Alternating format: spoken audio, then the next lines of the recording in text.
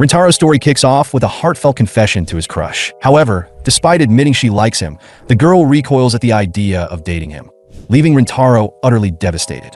As he trudges home in defeat, his friend tags along, unable to resist poking fun at him. It turns out this is Rintaro's 100th rejection, an achievement so absurd that his friend can't help but wonder how he's managed to ask out 100 girls despite only just finishing middle school. This prompts Rintaro to recall his first ever confession, made when he was a mere 8 months old. Rintaro is desperate to experience what it's like to have a girlfriend, and his friend, baffled by his repeated failures, questions how someone with good looks and excellent grades keeps striking out.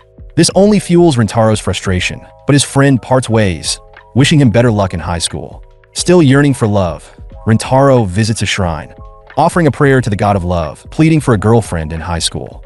Suddenly, a voice echoes from the donation box, and a face emerges from within. The man introduces himself as the shrine's god, spreading his wings as he steps out. He informs Rintaro that not only will he find his soulmate in high school, but he's actually destined to have 100 of them, giving him no shortage of options. Overjoyed but skeptical, Rintaro makes a bold threat. If this prophecy turns out to be a lie, he'll personally see to the shrine's destruction. Fast forward 1 month, and the first day of high school arrives. On his way to the classroom, Rintaro accidentally bumps into 2 girls, Inda and Akari. The moment their eyes meet, an electrifying jolt runs through them, leaving Rintaro wondering if these 2 could be the soulmates the shrine god had promised. As he reaches out to help them up, Akari suddenly clutches her ankle, dramatically claiming she's injured and requesting his assistance to the nurse's office. Overwhelmed with guilt, Rintaro immediately bursts into tears, devastated at the thought of harming his destined partner. Akari, however, finds his exaggerated concern endearing. Just as he steadies her, Inda, unwilling to let Akari have all the attention, dramatically follows suit, insisting that she too has twisted her ankle. Without hesitation, Rintaro blames himself and starts hitting his own head for hurting them. The girls, startled by his extreme reaction, instinctively stand up to stop him, only to realize they've just exposed themselves. Realizing their mistake, they quickly resume their act, pretending to be injured once again. Rintaro proceeds to escort them to the nurse's office, though somehow, it feels more like he's the one being carried. As they walk, the girls lose their balance multiple times, leading to a chaotic scuffle over him, both clinging onto him for dear life. Amidst the disorder, Rintaro introduces himself, and in turn, learns that they are all in the same class. As they reach the nurse's office, 2 other girls pass by, chatting about a courtyard full of pink leaf clovers. According to them, if someone confesses while holding a pink 4-leaf clover, their confession is guaranteed to be accepted. Upon hearing this, Inda and Akari instantly bolt away at full speed, leaving Rintaro dumbfounded. Weren't their legs supposed to be injured? Hours later, long after school has ended, Rintaro stays behind, assisting a teacher in searching for a missing contact lens. As Rintaro prepares to head home, he wonders if he'll run into the girls again. Just as the thought crosses his mind, he spots them in the courtyard. Inda is hunched over, scanning the grass, clearly searching for something. Curious, Rintaro approaches to check on her progress. Caught off guard, Inda jumps and immediately scrambles to act casual, pretending she wasn't just looking for the legendary 4-leaf clover. Noticing that Hikari isn't around, Rintaro offers Inda a drink. At first, she hesitates, too flustered to accept, leading Rintaro to assume she must find him weird since they barely know each other. But before he can dwell on it, Inda suddenly snatches the drink from his hand, insisting she'll finish it all so it doesn't go to waste. Amused, he tells her she should head home since it's getting late. Inda glares at him, refusing to be bossed around, but then quietly thanks him for the drink. That's when it hits Rintaro. She's a classic tsundere. Without warning, Inda dashes off, and moments later, Hikari returns. Rintaro offers her a drink as well, but Hikari has a different idea. She suggests they share it, aiming for an indirect kiss by claiming she can't finish it on her own. Anticipating this move, Rintaro smugly presents her with a smaller bottle he bought just for her. Unfazed, Hikari doubles down, insisting that even the smaller one is still too much. With a sigh, he agrees and takes a sip first before handing it to her. However, the second Hikari reaches for it, she panics, fumbles the bottle, and spills the drink all over the ground. Rintaro, completely missing the real reason for her reaction, assumes she must be upset because she really liked that drink. To make up for it, he offers her his handkerchief to clean up, but instead of taking it, Hikari grabs his hand instead. Heart-pounding, she confesses her love to him, saying she had to do it quickly because there's someone else who likes him too. Rintaro is overjoyed, his first ever confession, but before he can even process it, Inda suddenly reappears. Just as Rintaro is trying to process Hikari's sudden confession, Inda bursts back onto the scene, her arms full of drinks. She had gone out of her way to buy them as repayment for the one he gave her. But the moment she sees Hikari asking him out, her expression shifts from surprise to irritation. Scowling, she tells Hikari to get in line, making it clear she isn't about to let her skip ahead. Rintaro freezes, stunned. Wait, does that mean Inda likes me too? Inda immediately tries to backpedal, fumbling for an excuse, but the pressure mounts until she finally cracks. Gritting her teeth, she begrudgingly admits her feelings. Now both girls are standing before him, awaiting his response. Without hesitation, they demand to know who he's going to choose.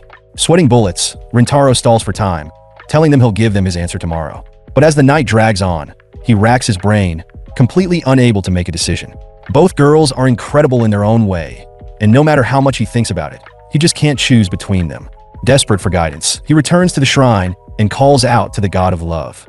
The winged deity emerges from his donation box yet again, and Rintaro frantically explains his dilemma. But instead of helping, the god drops an even bigger bombshell. Both Inda and Hikari are his soulmates.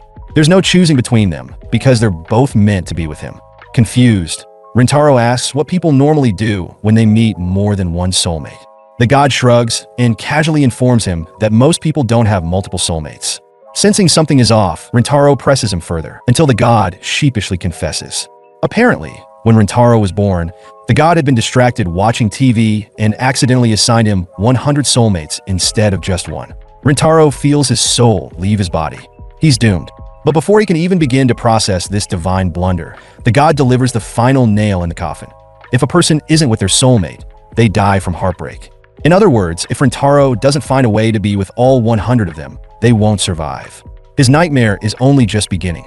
The thought of either Inda or Hikari dying because of his decision only makes Rintaro's dilemma worse. But then, an idea strikes him. What if he rejects both of them and secretly dates them behind each other's backs? It seems like the perfect solution, until he realizes he's way too soft-hearted to actually pull it off. By the time morning rolls around, the girls meet up with Rintaro, only to find him looking absolutely wrecked, as if he had spent the entire night wrestling with his own emotions, which, to be fair, he had. Mustering his courage, he finally gives them his answer. He wants to date both of them. Inda is floored, barely able to process his shameless confession. It turns out that, in the end, Rintaro just couldn't bring himself to lie to them. He comes clean. He loves them both and swears to do everything in his power to make them the happiest girls in the world. The girls are seconds away from rejecting his insane proposal. But before they can, Rintaro suddenly pulls out 2 pink 4-leaf clovers. As it turns out, he had spent the entire night searching for them. Inda scoffs, calling him an idiot for believing in such a ridiculous superstition. But Hikari quickly reminds her that they were the ones who believed in it first. Inda stubbornly refuses to accept being two-timed, but Rintaro explains that he didn't get the flowers to manipulate them into saying yes. He just saw how hard they were looking for them, and he wanted to make them happy. The girls completely short-circuit. Hikari, too flustered to resist, caves first, deciding that two-timing with Rintaro would be far better than getting rejected altogether. Inda refuses to let Hikari steal him away, so despite all her complaints, she gives in as well. Hikari immediately teases her for changing her mind, while Rintaro swears to cherish them both. But in the back of his mind, he can't help but wonder, what about his other 98 soulmates? The next morning, Rintaro is overwhelmed with happiness, finally experiencing what it's like to have a girlfriend. Unfortunately, he's so lost in his joy that he ends up expressing his excitement to a pole. When the girls arrive, Inda stares in horror, questioning why exactly he's whispering sweet nothings to an inanimate object. Rintaro, unfazed, says he was just too happy to contain himself. Inda, embarrassed but trying to be cool, tells him that if he needs someone to talk to, she's right there. However, the second she realizes what she just said, she turns beet red and completely shuts down. Hikari takes full advantage of the situation, grabbing Rintaro's hand without hesitation. He's instantly overwhelmed by the sensation of actually holding hands with a girl, and Inda, not about to let Hikari get ahead of her, quickly grows jealous. Without thinking, he reaches for her hand as well. Inda puts on her best, not impressed face, but the three of them happily walk together to school. As soon as they arrive, chaos erupts. A boy is sprinting through the halls, with the school's vice principal hot on his heels. Hikari quickly explains that the vice principal is notorious for enforcing school rules, especially when it comes to running in the hallways. If she catches a student breaking the rule, she doesn't just scold them, she kisses them as punishment. Rintaro watches in horror, thinking that would be actual emotional damage. Hikari, clearly enjoying his reaction, adds that the vice principal is a former star sprinter, meaning that no one has ever escaped her clutches. Then, out of nowhere, she changes the subject, turning to Rintaro with a playful smirk. By the way, she asks, have you ever kissed anyone before? Rintaro, still trying to recover from the mental image of the vice principal chasing students down with kisses, blurts out the truth. No, he hasn't. They're his first ever girlfriends. The moment those words leave his mouth, both Inda and Hikari freeze. It suddenly dawns on them, whoever acts first gets his first kiss. And neither of them plans on losing. During lunch, the three spend time together. And while Inda gets momentarily distracted by a cat, Hikari takes the opportunity to sneak an egg roll into Rintaro's mouth. The taste is so good that he literally starts crying, overwhelmed by the flavor. Inda, instantly jealous, refuses to be outdone. She reveals that she also made something for him, homemade cookies. However, her attempt to feed him is significantly less graceful, as she ends up accidentally jabbing him in the eye. Despite the minor assault, Rintaro eats the cookie anyway, praising it as amazing. Before Inda can bask in the moment, Hikari pulls out a Baki snack, but as she opens it, she realizes that both ends have already been broken off. This creates a dilemma. How can she feed him without getting her hands dirty? The answer? She feeds him directly from her mouth. As Hikari leans in with the snack between her lips, Rintaro finds himself utterly mesmerized. She's way too cute. Sensing his reaction, Hikari playfully bites down on the snack, inching even closer to him. Inda, noticing his reddened eyes, suddenly grows concerned, thinking he might be coming down with a cold. However, rather than offering logical solutions, she grabs onto him, confidently declaring that the best way to recover is to pass it on. In other words, she's about to kiss him. Hikari isn't having any of it. She quickly blocks Inda, arguing that they can't be sure he even has a cold yet. Instead, she proposes a more scientific method, checking his temperature through lip contact, claiming it's a family tradition. Inda, not about to let Hikari get the upper hand, takes a more aggressive approach. She decides that knocking Rintaro out and giving him mouth-to-mouth would be far more efficient. Hikari, horrified, immediately shoves her away. The two girls glare at each other, completely at odds. Meanwhile, Rintaro, still reeling from everything, finally realizes the truth. They weren't concerned about his health. They were just trying to kiss him. Inda immediately denies it, but her guilty expression makes it painfully obvious. Rintaro, despite his usual denseness, is stunned. They actually want to kiss him? Rather than panicking, he surprises them both by offering to do it himself, admitting that he's been wanting to kiss them too. However, the moment is quickly shattered when Hikari points out the major problem. He has to choose who he will kiss first. That, of course, sends him into another heated argument. Before things escalate further, Rintaro stops them, saying that he already came up with a solution.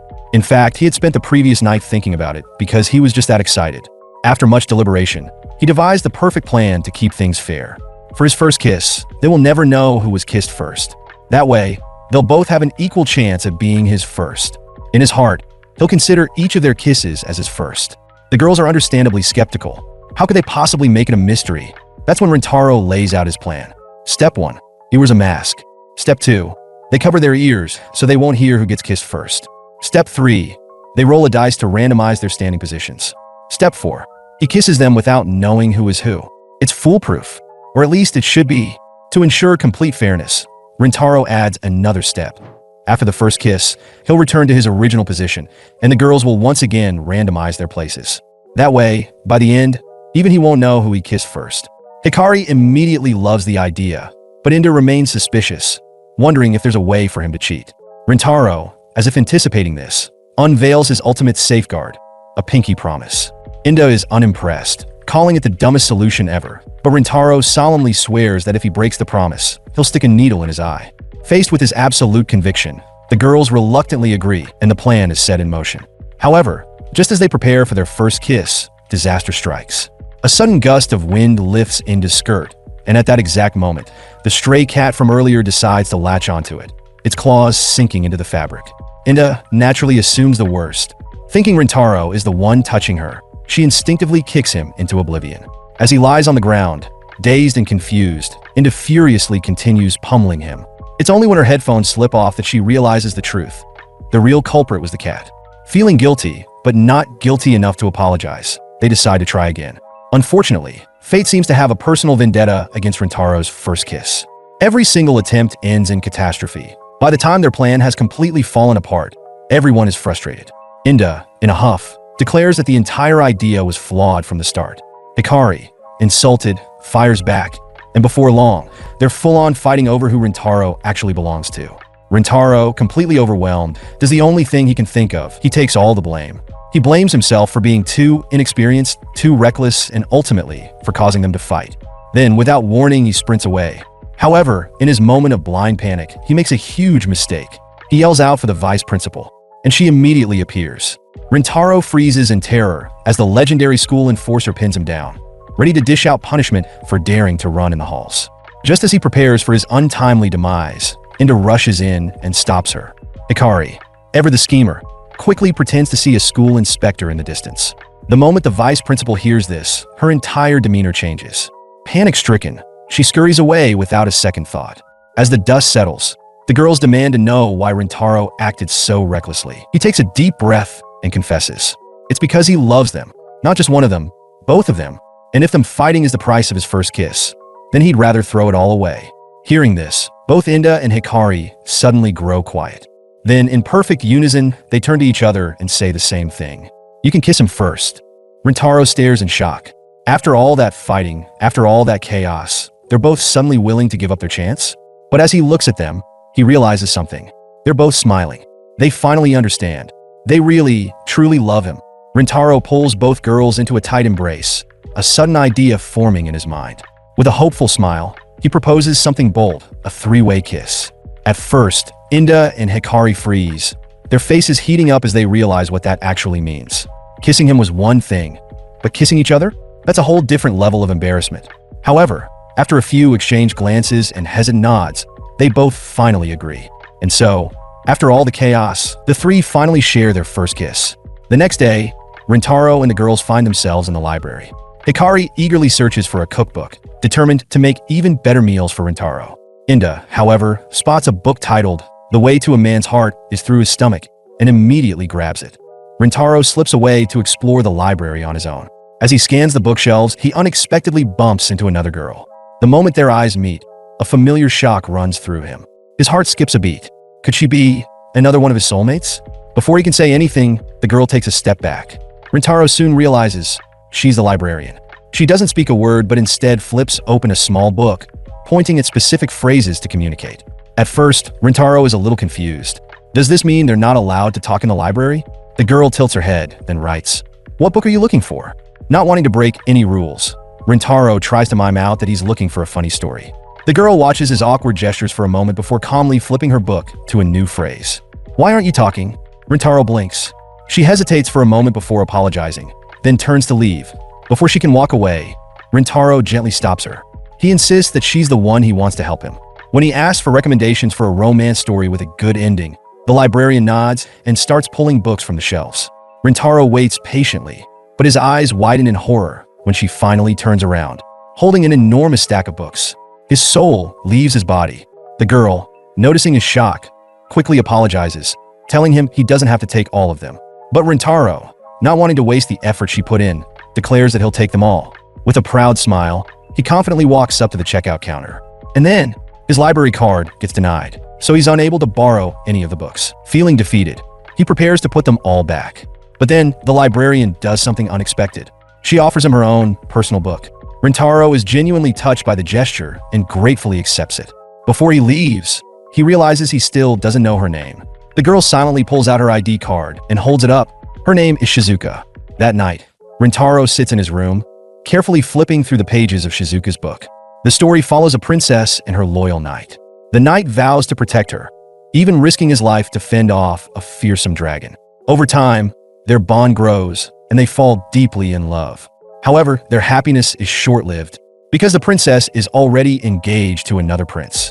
The knight rushes toward the princess, desperation in his eyes, wishing for any way to defy the cruel fate that keeps them apart. Rintaro finds himself rooting for them, completely absorbed in their struggle. But just as the tension peaks, the story ends on a cliffhanger. Frustrated, he slams the book shut and vows to get his hands on the sequel. The next day, Rintaro eagerly approaches Shizuka, thanking her for lending him the book. To his surprise, she wordlessly hands him the second volume. His eyes light up with excitement as he accepts it, but at the same time, he realizes he needs to repay her somehow. Determined, he buys her a drink, and the two end up talking about the book outside. Shizuka tells him that it's her favorite book, and Rintaro is impressed by how well she knows it, since she can always find the perfect phrase from it to communicate. She admits that she's just relieved he doesn't find her weird, revealing that she's never had a real friend. Hearing this, Rintaro suddenly gets an idea, asking if he can borrow the first book again. A few days later, Shizuka brings the third book for Rintaro, but he never shows up. As time passes, she starts to wonder if he's lost interest. While walking around the school, she spots him with Hikari and Inda. They notice how exhausted he looks, and when they ask him about it, he says he's been busy at night. The girls exchange glances, wondering what he's been up to, but Rintaro just lets out another yawn. Hikari suddenly kisses him, saying she's transferring her energy to him. Rintaro immediately hugs her, calling her an angel, while Inda, not wanting to be left behind, insists that she has plenty of energy to give as well. She leans in to kiss him, but somehow ends up headbutting him instead. Shizuka watches from afar, realizing that Rintaro already has a girlfriend, or rather, two. She starts to feel like an outsider, recalling how others have always found her strange because of the way she communicates. Even her own mother begged her to speak normally. She convinces herself that someone like Rintaro has no time for someone like her. But just as she's about to leave, Rintaro suddenly appears in front of her, saying he's finally ready to repay her for the books. He helps her install an app on her phone, revealing that he has painstakingly typed out a digital copy of the first book by hand. She's stunned, knowing that an official ebook version of it doesn't exist. Rintaro explains that while she communicates using the book, she's always looking down at it, never making eye contact with the person she's talking to. With this app, she can select phrases and have them played out as a voice, allowing her to look at people while speaking. He tells her to give it a try. Shizuka hesitates before pressing a phrase, and the app plays out, "I love you." Her face turns bright red, and she quickly shakes her head, frantically selecting another phrase to take it back. Rintaro, however, simply smiles and tells her that he loves her too. Shizuka insists that their fates are against them, but Rintaro confidently declares that they'll overcome it, no matter what destiny says. He takes her to meet the other girls, introducing Shizuka as his newest girlfriend. Inda is on the verge of losing her mind, questioning if he's completely insane, but Hikari simply thanks him for staying with them, even after meeting someone new. Rintaro reassures his girlfriends that his feelings for them haven't changed in the slightest, making a strange but oddly fitting analogy. He compares them to an oil field, vast and overflowing with value, while Shizuka is simply a brand new, undiscovered field. Adding her doesn't diminish what they already have. If anything, it just means there's more to cherish. To prove his unwavering devotion, he boldly declares that if he ever fails them, he'll atone with seppuku, even going so far as to order a ceremonial knife off Amazon. Inda stares at him in disbelief before eventually accepting the situation, and just like that, Rintaro's harem gains another member, only 97 more to go. Later, Rintaro shares his observations about Shizuka with Inda and Hikari, pointing out a peculiar, yet adorable mannerism she has while reading. He explains that she moves her toes like a puppy wagging its tail, revealing her emotions without even realizing it. Then, turning his attention to Hikari, he casually mentions that she has a habit of biting her fingers when deep in thought, before confessing that he finds it incredibly attractive. Without missing a beat, he shifts to Inda, noting how she twirls her hair whenever she tries to brush off a compliment, and he finds it absolutely adorable. The girls are taken aback by how much attention he's paid to their little quirks, realizing just how much he genuinely cares about them. As he continues, he starts describing how Inda and Hikari act while kissing, but before he can go into too much detail, Shizuka suddenly stiffens. It dawns on her that he's already kissed them, and she struggles to process it. Hikari, ever the instigator, wonders aloud if Shizuka is also interested in kissing, but she quickly shakes her head, explaining that she's saving her first kiss for marriage. Rintaro, ever the gentleman, assures her that he's completely fine with waiting until she's ready, while Inda and Hikari exchange knowing glances, silently daring her to change her mind. During lunch, the usual chaos unfolds. Inda gets increasingly frustrated as Hikari refuses to let her feed Rintaro, escalating into a competitive food-shoving match where they both end up stuffing his mouth full. Meanwhile, Shizuka quietly eats her own meal, watching the ridiculous scene play out. Rintaro, noticing how reserved she still is, wonders if she just needs time to adjust to the group. He reflects on how people tend to put up a front when they first meet someone, afraid of how others will react to their true emotions. But once someone already knows how you feel, there's no longer any reason to hide. And perhaps, just maybe, Shizuka will reach that point with them soon. Rintaro suggests playing a card game with a fun twist. The loser gets tickled by the winner. He believes that laughter is the ultimate way to break down walls and get people to reveal their true emotions. In his mind, a tickle battle is the perfect bonding exercise, ensuring that by the end, they'll all be closer friends. However, the girls, each imagining what it would feel like to have Rintaro's hands on them, secretly hope to lose on purpose. The first round ends with Rintaro as the winner and Inda as the loser. Rather than being upset, she seems oddly pleased with this outcome. He starts tickling her, and though she tries to put up a fight, she eventually collapses onto the ground. But just as he's about to continue, he notices something off. She's enjoying this way too much. Slightly unnerved, he pulls back. Moving on to the second round, Rintaro wins once again, with Hikari as the unfortunate, or in this case, very fortunate loser. She beams with excitement, knowing she's about to be touched, and as soon as he starts tickling her, she bursts into laughter, clearly loving every second. However, things take a turn when she suddenly begs him to stop, claiming she's just too ticklish. The truth, however, is much more humiliating. She was dangerously close to wetting herself. Rintaro dominates the third round as well, leaving Shizuka as the next victim. He eagerly anticipates this moment, curious to hear how she laughs, but when he starts tickling her, she remains eerily silent. Instead, she calmly uses her device to play out the words, "I'm laughing." He stares at her, both confused and utterly charmed by how adorable she looks. This only encourages him to keep going, while Inda and Hikari look on, realizing with horror that Rintaro has yet to lose a single round. Determined to turn the tables and get their revenge, they become laser-focused on winning. Finally, Shizuka manages to secure a victory in the fourth round, and for the first time, Rintaro is the one who has to be tickled. She steps toward him, and rather than going in for an all-out attack like the others had, she simply pokes him. To everyone's surprise, this alone is enough to make him start laughing. Hikari watches this unfold, confused as to why Shizuka isn't taking advantage of the opportunity to feel him up. The realization suddenly hits her. Rintaro is drawn to Shizuka's timid nature. While Hikari has always flaunted her best features to capture his attention, she now sees herself as an imposter, a cheap trickster compared to the effortless charm Shizuka possesses. In her mind, Shizuka isn't just another rival. She's an even bigger threat than Inda. After the game, Rintaro heads to the bathroom, giving Inda the perfect chance to corner Shizuka. She cuts straight to the point, letting her know that she's fully aware that Shizuka has been keeping her distance from Rintaro. Shizuka tells them she's just a newcomer, so she doesn't want to get in their way. But Inda isn't having it, reminding her that she's Rintaro's girlfriend now, so there's no reason to hold back. She bluntly tells Shizuka that her timid behavior is annoying. Flustered, Shizuka immediately apologizes, which only makes Inda even more irritated. She demands to know why Shizuka won't fight back. Finally, Shizuka opens up, admitting that she's scared. She explains that Hikari has an irresistible charm, and Inda carries the confidence to match her beauty. In comparison, she feels like there's nothing special about her, and she's terrified that Rintaro will eventually start comparing her to them. Instead of pushing her away, the girls find themselves growing fond of her, thinking she's adorable. But Shizuka still doesn't believe she belongs. Hikari reassures her, saying that Rintaro clearly sees something special in her. Otherwise, he wouldn't have accepted her as his girlfriend. Meanwhile, Rintaro watches from a distance, satisfied that his plan worked out even better than expected. Earlier, when Shizuka was poking him, he noticed Inda glaring at her, and for a moment, he thought Inda wanted to pick a fight. Instead of interfering, he decided to let them work it out themselves, hoping it would help Shizuka open up. Seeing the way they've handled the situation, he's proud of all of them. Returning to the group, Rintaro is immediately ambushed by Inda, who insists that Shizuka should tickle him again since she was holding back the first time. Hikari joins in, encouraging Shizuka to go for it.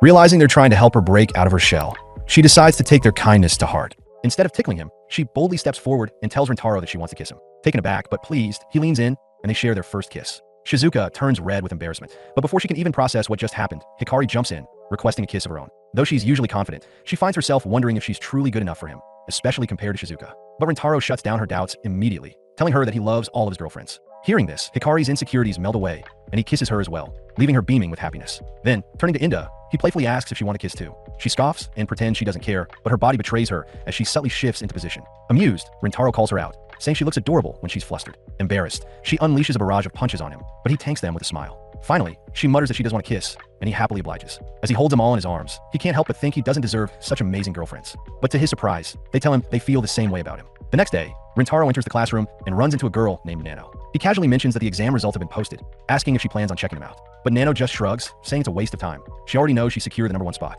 As their eyes meet, a strange, electrifying sensation shoots through Rintaro, and he immediately realizes what this means. She must be one of his soulmates.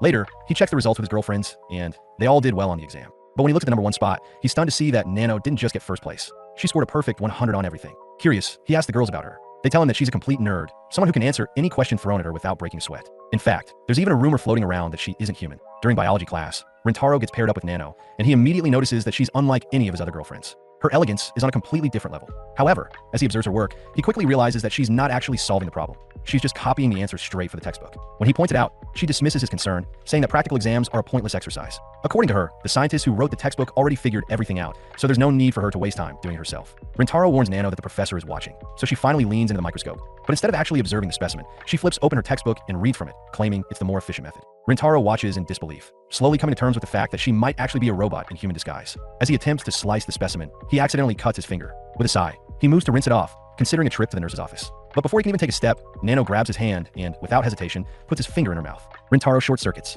Panic sets in, but Nano remains unfazed, calmly explaining that saliva contains natural disinfectant properties, making any additional treatment unnecessary. As Rintaro struggles to process what just happened, Inda, who has been watching from the side, looks absolutely livid. After class, Rintaro thanks Nano for helping him, but she bluntly tells him she wasn't trying to be nice. She just needed him to stay and help her clean up. Slightly put off, but still intrigued, he asks if she'd like to hang out with him sometime and get to know each other better. Nano, ever the pragmatist, dismisses the idea instantly.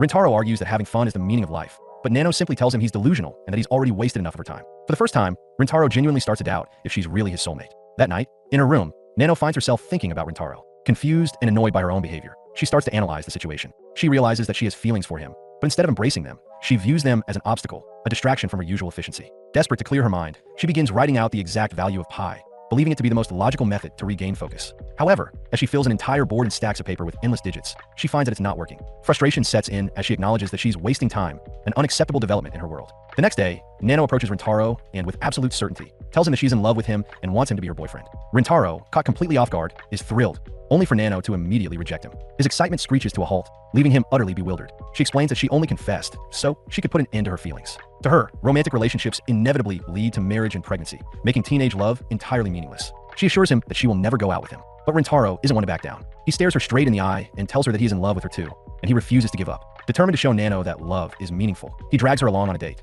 though she remains completely unimpressed. She sees no point in their activities and even questions why they're doing this in the first place. As Rintaro pulls out an instant camera, she examines it with mild disgust, pointing out that it's an outdated device with no data retention, making it inherently flawed. Unbothered, Rintaro grins and tells her to say cheese. She blinks in confusion, asking what he means, but before she can get an answer, he snaps the photo anyway. Their outing takes them to a haunted house, where Nano, in her usual monotone manner, states that she does not believe in ghosts. As various actors jump out to scare them, she doesn't even flinch. She calmly explains that they're just regular humans, wondering why Rintaro is acting so scared. After assessing the situation, she reaches a logical conclusion. This place isn't a haunted house. It's a human house. As they ride the giant teacups, Nano sits in silent contemplation, wondering what kind of lunatic designed such a ride. She fails to understand why people willingly line up just to get spun around like laundry in a washing machine, concluding that it must have been created as some sort of brainwashing device. Their next stop is a massive maze, where they repeatedly run into dead ends. Nano, unimpressed, questions why the designers didn't just build a direct path to the exit, thinking that the whole concept needlessly complicates the customers' lives. When they reach the Ferris wheel, Nano suddenly reveals that she is afraid of heights. Surprised but empathetic,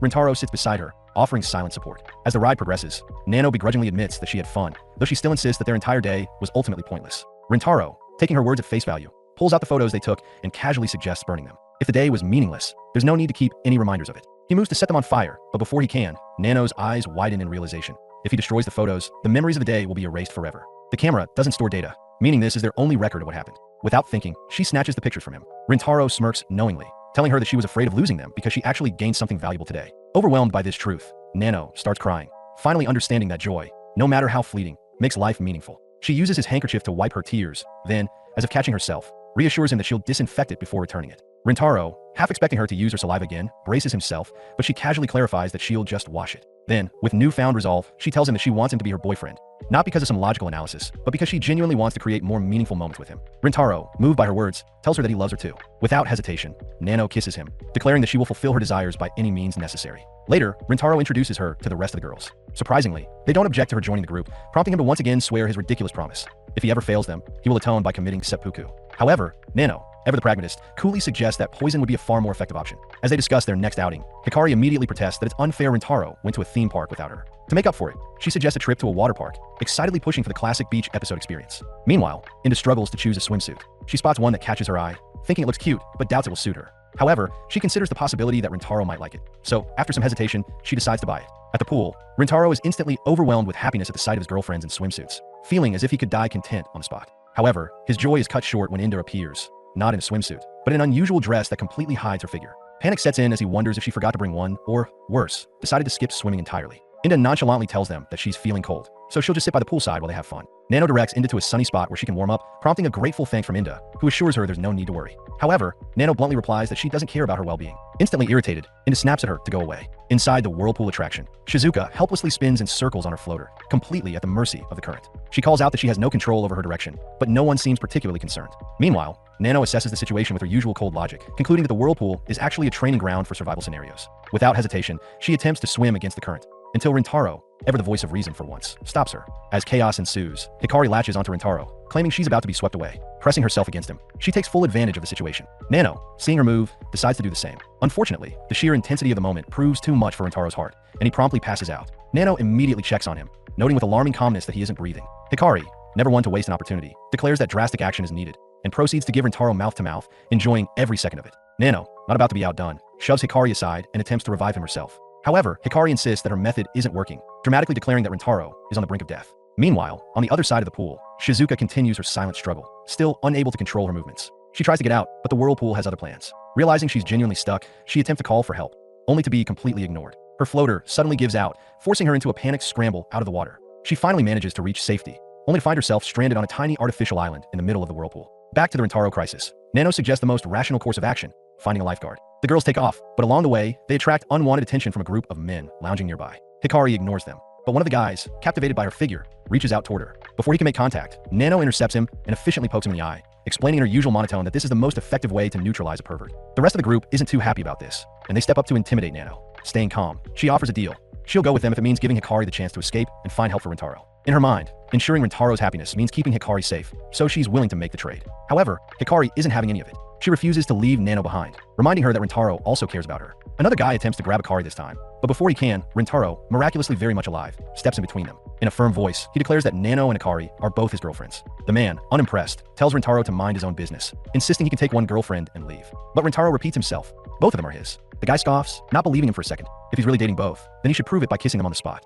Without missing a beat, Nano immediately kisses Rintaro. Hikari follows up, doing the same, and then turns to the men, proudly confirming that Rintaro was telling the truth. The entire group is shaken. They suddenly realize they are dealing with something far beyond their comprehension, a true gigachad. Deciding it's best not to mess with someone on this level, they quickly back off. As the situation settles, Hikari looks at Rintaro, baffled. How did he recover so quickly? Meanwhile, elsewhere, Inda, who had witnessed the incident from a distance, had initially rushed toward Hikari and Nano to help. However, along the way, she stumbled upon Rintaro's unconscious body. Her first thought? That he was already dead. Rintaro jolts awake as Inda urgently tells him not to die, explaining that Nano and Hikari are in trouble. With renewed determination, he leaps to his feet and rushes to their aid. Once the dust settles, he thanks Nano for protecting Hikari, but she assumes that Hikari is more important to him. Rintaro corrects her, telling her not to put herself in harm's way, making her realize that he cares about her just as much. Then, it hits him, Shizuka is still in the pool. Panic surges through him, knowing she can't swim. He dashes to find her, while she struggles to get anyone's attention. As her phone's battery dwindles, she suddenly hears Rintaro calling her name. She desperately waves, but he doesn't see her. Swallowing her pride, she lets out a high-pitched scream, something she never wanted anyone to hear. Immediately, Rintaro locks onto her location and sighs in relief,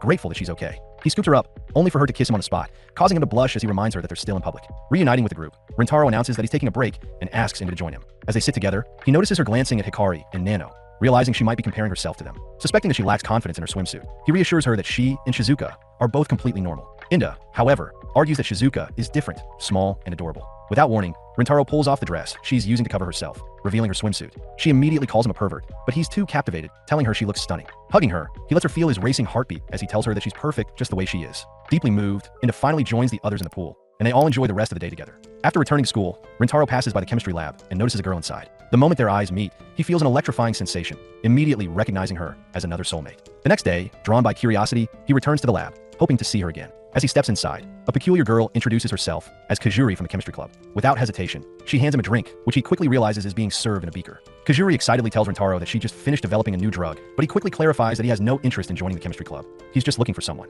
She ignores his response and insists that he drink the tea and wait. With no other choice, he takes a sip, only for her to suddenly present a strange drug she has been working on, a human magnet medicine. She explains that if he ingests it, his body will attract metals. Before he can refuse, she forces him to drink it. Almost immediately, his body starts acting like a magnet, much to his disbelief. He's impressed that such a thing is even possible, but before he can appreciate the novelty, she casually warns him of a side effect. He'll be constipated for 3 days. As if that wasn't enough, she reveals that she has also created a drug with the opposite pole. Without hesitation, she drinks it, causing her body to be magnetically drawn to him. She smugly declares that opposites attract, but her confidence wavers as she realizes the effect is far stronger than anticipated. Now, completely stuck to him, she reassures herself that the effect only lasts 10 minutes. However, a more pressing issue arises. She suddenly needs to pee. Rintaro immediately panics, but she remains unbothered, calmly revealing that she is wearing diapers. Right in front of him, she relieves herself, and just as the effect of the magnetism finally wears off, she shifts back to her usual carefree demeanor. She excitedly talks about her passion for developing new drugs, revealing that she has already made countless others. As Rintaro listens, he suddenly realizes that he's starting to develop feelings for her. Before he can process his emotions, she casually drops a bombshell. She knew this would happen because she slipped a love potion into his tea earlier. She then admits that she fell in love with him at first sight, but before she can bask in the moment, he abruptly throws up, desperately trying to rid himself of the potion's effects. Confused and hurt, she wonders why the potion didn't work, assuming he must really dislike her. She begins to tear up, asking if she's not his type, but he quickly reassures her that it's not about that. He just doesn't want to be under the influence of a drug when he accepts his feelings. However, he suddenly starts acting strangely, and she immediately recognizes that his body is rejecting the potion too aggressively. Knowing he needs a neutralizer, she tries to get him to drink it, but before he can properly take it, he begins convulsing. With no other choice, she administers the neutralizer mouth to mouth. As soon as the antidote takes effect, his body stabilizes, but Kajuri is devastated, knowing that the love potion's effect has completely worn off. Just when she starts to despair, Rintaro tells her that he still likes her, this time without any drugs involved. The unexpected confession leaves her flustered, and in her embarrassment, she desperately begs him to go out with her, promising that she'll do whatever he wants. Before he can respond, something unexpected happens. Her hair suddenly starts growing, and her entire body begins to change. In an instant, she transforms into the very person Rintaro had seen in the lab. She explains that while administering the neutralizer to him, she accidentally took some herself, reverting to her adult form. She then reveals that she once attempted to create an immortality drug, but it was a failure, causing her to be stuck in a child's body most of the time. However, she can temporarily regain her original form for about an hour. She introduces herself properly as the president of the chemistry club and explains that her adult form has poor vision and long hair, making it inconvenient for her experiments. That's why she prefers working as child. Rintaro is left completely stunned. He never expected her to be one of his soulmates. However, after taking everything in, he agrees to go out with her. Later, he introduces Kajuri to his other girlfriends, fully prepared for any backlash. To his surprise, no one objects, and he breathes a sigh of relief, knowing that she has been accepted. Kajuri cheerfully declares her love for drugs, prompting Inda to eye her with concern. Sensing something is off, Inda asks if she's okay, but Rintaro steps in to explain that Kajuri is actually older than them. Her childlike appearance is just the result of a drug. Unfortunately, this does little to reassure Inda, who immediately jumps to the conclusion that Kajuri is a full-blown drug addict. Ignoring the accusation, Kajuri enthusiastically offers Inda a medicine that will help her grow bigger boobs. Inda naturally does not take this well. Trying to recover, Kajuri quickly offers other self-improvement drugs, but Inda only grows more offended, demanding to know why she's doing this. Without a hint of shame, Kajuri reveals that Rintaro told her about Inda's insecurities. That's all Inda needs to hear. She immediately starts torturing Rintaro, making him regret every decision that led to this moment. However, Kajuri comes to his defense, passionately explaining just how much Rintaro loves Inda. Instantly moved, Inda drops her assault and hastily apologizes. Kajuri, unfazed, moves on and presents Hikari with a hotness medicine, claiming it will make her even more attractive. Excited at the prospect of enhancing her already impressive assets, Hikari downs it without hesitation, only to immediately start sweating profusely. Her clothes melt away, leaving her completely exposed as Kajuri nonchalantly explains that nothing is hotter than her birthday suit. Panicking, Rintaro rushes to cover her with his clothes. Hikari, now wrapped in his shirt, takes a deep inhale, realizing it carries his scent. A brief moment of concern crosses her mind. What if this too melts away? But Kajuri reassures her that the drug only works once, meaning Rintaro's clothes are safe this time. Next, Kajuri gives Shizuka a fantasy medicine, which immediately causes her to sprout rabbit ears. Rintaro finds them adorable and starts touching them, much to Shizuka's delight. Meanwhile, Kajuri hands Nano a hair control drug, which allows her to manipulate her hair like additional arms. Wasting no time, Nano uses it to snatch Rintaro and pull him into a kiss, smirking as she declares her love for the drug since it dramatically increases her efficiency. Kajuri casually explains that the effect lasts for 10 minutes, but if Nano wants it to last longer, she can always take more doses, though it will increase her risk of going bald. Nano considers this for a moment before turning to Rintaro, asking if he would still love her if she lost all her hair. Without hesitation, he tells her he would love her even if she turned into an alien. However, he admits that he really likes her hair, so she ultimately decides against continued use of the drug. As the conversation continues, Kajuri reveals her dream of joining a research team so she can develop even more groundbreaking drugs. Just as she starts getting sentimental, she suddenly feels the urge to pee. Instead of excusing herself, she simply states that she'll just use her diapers. This time, Rintaro intervenes, firmly telling her to use the bathroom like a normal person. As she rushes off, the group prepares to drink tea. Before leaving, Kajuri hurriedly warns them to be careful, explaining that Rintaro's tea is different from the girls'. However, she is too desperate to elaborate and dashes to the restroom. Left with 2 containers, the group assumes that the smaller one is meant for Rintaro. They begin drinking, but just as Kajuri returns, she sees them sipping from the wrong cup. Panicked, she yells for them to spit it out. She reveals that the larger container contained a drug meant to force Rintaro to kiss her. Rintaro sighs and tells her that she doesn't need a drug for that. He'd kiss her even without it. Kajuri, caught off guard by his straightforwardness, turns bright red, realizing she may have just overcomplicated things. Kajuri beams with joy at Rintaro's words and leans in for a kiss, only to be violently intercepted by Inda, who hurls her away like a discarded ragdoll. Rintaro barely has time to react before the rest of the girls start shambling toward him, their eyes glazed over with a singular, terrifying purpose. Kajuri immediately realizes she has screwed up. Big time. Panicked, she yells for Rintaro to run, explaining that the drug's side effect has turned the girls into full-blown kiss zombies. Since women already have a natural desire to kiss the men they love, the drug has amplified that instinct to an uncontrollable degree. Now, the only thing occupying their minds is kissing Rintaro forever. Oh, and for some reason, this also gives them superhuman strength. Rintaro, taking a moment to process this information, seems surprisingly okay with his impending doom. Kazuri smacks some sense into him, reminding him that if they don't administer the reversal drug within the next hour, the girls' personalities will be erased permanently. With that terrifying thought in mind, Rintaro finally realizes the gravity of the situation. The two make a break for the chemistry lab, hoping to whip up an antidote before it's too late. However, their zombie girlfriend pursuers are relentless, blocking every possible escape route. Desperate for a solution, Kazuri rummages through her drug stash and triumphantly pulls out a vial. I got it. This one melts faces, she announces. Rintaro immediately vetoes the idea, insisting that they find a less horrifying solution. Unfortunately, before they can turn back, the vice principal appears, standing ominously in their path. Kazuri, overwhelmed with fear, panics and instinctively throws the face-melting drug at her. And absolutely nothing happens. The vice principal calmly wipes her face and smirks. Turns out, her thick layers of makeup serve as an impenetrable defense. However, realizing that her true, makeup-free face might soon be exposed, she gasps in horror and dramatically crawls away into the shadows. With that bizarre obstacle out of the way, Rintaro and Kazuri continue their escape. Meanwhile, the Kiss zombies prove they aren't just mindless lovers, they're strategic. Splitting up, they work together to corner Rintaro. Knowing he's their primary target, Rintaro makes a split-second decision. Kazuri will have a better chance of making the cure if he distracts them. He urges her to get to the lab while he lures the zombies away. As Shizuka chases after him, she suddenly trips and slams her head against the ground. Concerned, Rintaro scoops her up and rushes to the infirmary to treat her injury. However, just as he finishes tending to her wounds, he realizes his colossal mistake. She's still a zombie. Before he can react, she pounces on him and starts kissing him relentlessly. For a brief moment, he accepts his fate. But then, the horrifying reality dawns on him. If he doesn't find the cure, Shizuka's personality will be lost forever. Mustering all his strength, he pushes her away and restrains her, promising to come back with the antidote. His escape attempt is short-lived, as Inda ambushes him mid-run, launching a flying kick straight at him. He crashes to the ground, and the girls immediately seize the opportunity to pin him down, smothering him in an aggressive kissing frenzy. Just when it seems all hope is lost, Rintaro notices something unusual. The girls are arguing. They haven't turned into complete mindless zombies after all. In fact, their constant bickering is still intact. Inspired by their stubbornness, he forces them to kiss each other instead. It works. The moment their lips meet, their aggressive energy turns into something entirely different, and they become so preoccupied with each other that they completely forget about him. Rintaro takes this rare opportunity to escape, sprinting toward the chemistry lab. However, upon entering, he freezes. Nano is already there, waiting for him. Panicking, he ducks into a nearby locker, thinking he just needs to stall for time until Kazuri finishes the antidote. Unfortunately, he's not alone in there. Kazuri is already crammed into the tiny space beside him, looking just as desperate. She whispers that Nano spotted her before she could reach the lab, forcing her to hide as well. Now, they're both trapped. Rintaro glances through the locker's vents, watching Nano move with eerie precision. Her intelligence makes her the most dangerous one of them all. She knows their plan, and she's not going to let them succeed. As they squeeze together in the cramped locker, Kusuri whispers her plan. Rintaro should act as a decoy while she sneaks into the lab. Rintaro isn't convinced. Nano's too smart for that, he mutters. If I just start running, she'll see right through it. Kusuri bites her lip, guilt washing over her. She admits that this whole situation is her fault, revealing that her experiments always cause trouble for everyone. That's why she's the only remaining member of the chemistry club. Everyone else left to escape her disastrous drug tests. I should just stop experimenting, she sighs. But at that moment, a realization hits her. She still has one dose of the reversing drug. Rintaro's eyes light up. Then let's use it on Nano. But before he can stop her, Kusuri raises the vial to her lips and takes a sip. What are you doing? He hisses, grabbing the bottle. She blinks. Oh yeah, I guess Nano was the better option. Too late now. She begins to transform back into her adult form, though the sip was too small for a full dose. She smirks, adjusting her glasses. No big deal. Nano won't recognize me like this. I'll use the opportunity to get into the lab. It's a bold plan, but Nano's intelligence proves to be a problem. The moment she spots Kusuri, she senses something is off. Without hesitation, she moves in and swiftly ties Kusuri up. Rintaro watches in horror. Their only chance at creating an antidote is now completely restrained. He panics for a moment, but then his eyes land on the drop vial of the reversing drug. An idea sparks in his mind. With no time to think, he dashes away. Predictably, Nano gives chase. He rushes into a nearby room and locks the door behind him, which of course does absolutely nothing. Nano effortlessly kicks the door down, sending splinters flying everywhere. Rintaro yelps. He's out of options. Nano wastes no time, closing the distance between them and capturing him in an iron grip. Then, she starts kissing him relentlessly. His body goes limp. Well, guess this is it for me. But just as he resigns himself to his kiss zombie fate, Kusuri appears behind Nano and forces a drug into her mouth. Nano's eyes flutter shut, and she collapses. Rintaro gasps for breath. How? Kusuri grins. I knew my body was about to shrink back, so I used that moment to slip out of my restraints. With the biggest threat neutralized, they hurry back to the lab and administer the antidote to the rest of the girls. One by one, the kiss zombies wake up in the infirmary, blinking groggily. Hikari stretches and looks around. Oh, what happened? Inda frowns. Last thing I remember is a flash of realization crosses Hikari's face. She suddenly gasps. Wait, did I kiss Inda? Inda turns bright red. We were drugged, okay?